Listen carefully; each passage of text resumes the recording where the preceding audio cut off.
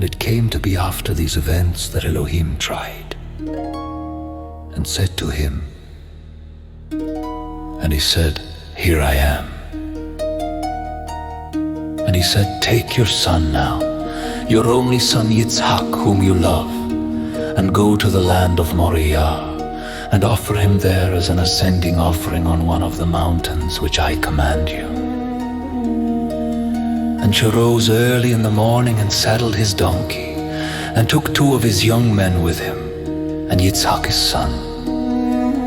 And he split the wood for the ascending offering, and arose and went to the place which Elohim had commanded him.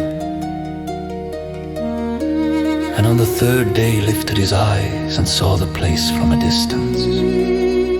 So Eliah said to his young men, "Stay here with the donkey while the boy and I go over there and worship, and come back to you." And Jerah took the wood of the ascending offering and laid it on Yitzhak his son. And he took the fire in his hand and a knife, and the 2 of them went together. Yitzhak spoke to Eliah his father and said, "My father." And he said, "Here I am, my son." And he said, "See the fire and the wood, but where is the lamb for an ascending offering?" And Jerah said, "My son, Elohim does provide for himself the lamb for an ascending offering." And the 2 of them went together.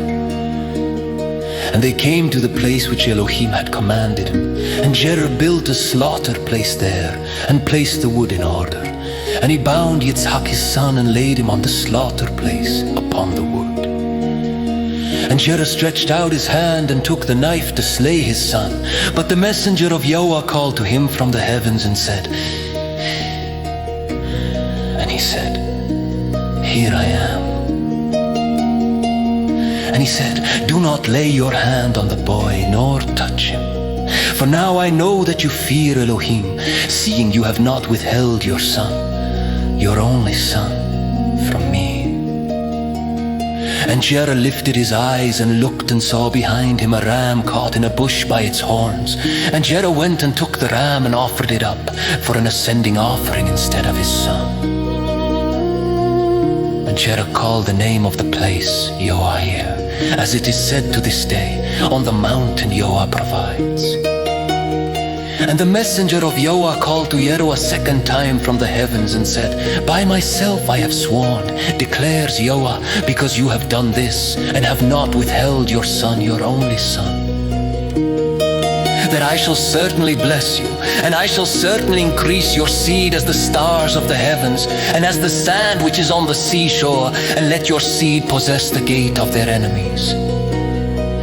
And in your seed all the nations of the earth shall be blessed, because you have obeyed my voice."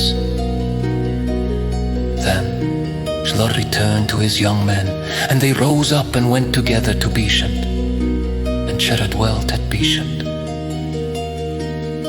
And it came to be after these events that it was reported to Yael, saying, "See, Milcah too has borne children to your brother Nahor, Uz his firstborn, and Buz his brother, and Kemuel the father of Aram, and Kesed, and Hazo, and Pildash, and Yidlef, and Bethuel.